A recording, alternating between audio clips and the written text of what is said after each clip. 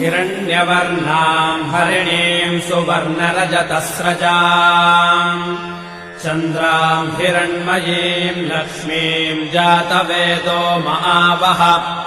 ताम् महावः जातवेदो लक्ष्मीमनपगामिनीम्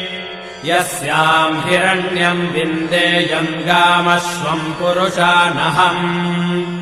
अश्वपूर्वाम् रथमध्याम् हस्तिनादप्रबोधिनीम् श्रियम् देवीमुपह्वये श्रीर्मा देवीर्जुषताम् कांसोऽस्मिताम् हिरण्यप्राकारामार्द्राम् ज्वलन्तीम् तृप्ताम् तर्पयन्तीम् पद्मे स्थिताम् पद्मवर्णाम् तामिहो बह्वये श्रियम् चन्द्राम् प्रभासाम् यशसा ज्वलन्ते श्रियम् लोके देवजुष्टामुदाराम् ताम् पद्मिनीमीम् शरणमहम् प्रपद्ये अलक्ष्मीर्मे नश्यताम् त्वाम् वृणे आदित्यवर्णे तपसोऽधिजातो वनस्पतिस्तव वृक्षोऽथ बिल्वः तस्य फलानि तपसानुदन्तु मायान्तरायाश्च बाह्या अलक्ष्मीः उपैतु माम् देवसखः कीर्तिश्च मणिना सह प्रादुर्भूतोऽस्मि राष्ट्रेऽस्मिन् कीर्तिमृद्धिम् ददातु मे क्षुत्पिपासामलाम् ज्येष्ठामलक्ष्मीर्नाशयाम्यहम् अभूतिमसमृद्धिम् च सर्वान्निर्नुद मे गृहात् गन्धद्वाराम् दुराधर्षाम् नित्यपुष्टाम् करीषिणीम् ईश्वरेगुम् सर्वभूतानाम् तामिहो बह्वये श्रियम्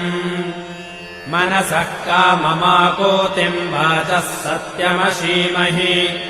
पशूनाम् रूपमन्नस्य मयि श्रीश्रयताम् यशः कर्दमेन प्रजा भूता मयि सम्भव कर्दमा श्रियम् वासय मे कुले मातरम् पद्ममालिनीम् आपसृजन्तु स्निग्धानि चिक्कीतवस मे गृहे निच देवीम् मातरम् श्रियम् वासय मे कुले आर्द्राम् पुष्करिणीम् पुष्टिम् सुवर्णाम् हेममालिनीम् सूर्याम् हिरण्मयीम् लक्ष्मीम् जातवेदो महावः आर्द्राम् यः करिणीम् यष्टिम् पिङ्गलाम् पद्ममालिनीम् चन्द्राम् हिरण्मयीम् लक्ष्मीम् जातवेदो महावः ताम् महावः जातवेदो लक्ष्मीमनपगामिनीम् यस्याम् हिरण्यम् प्रभूतम् गावो दास्योऽश्वान् विन्देयम् पुरुषानहम् महादेव्यै च विद्महे विष्णुपत्नी च धीमहि तन्नो लक्ष्मीः प्रचोदयात्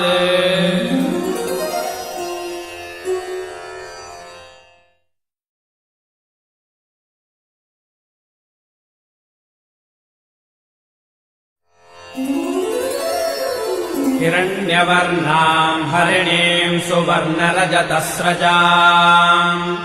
चन्द्राम् हिरण्मयीम् लक्ष्मीम् जातवेदो महावः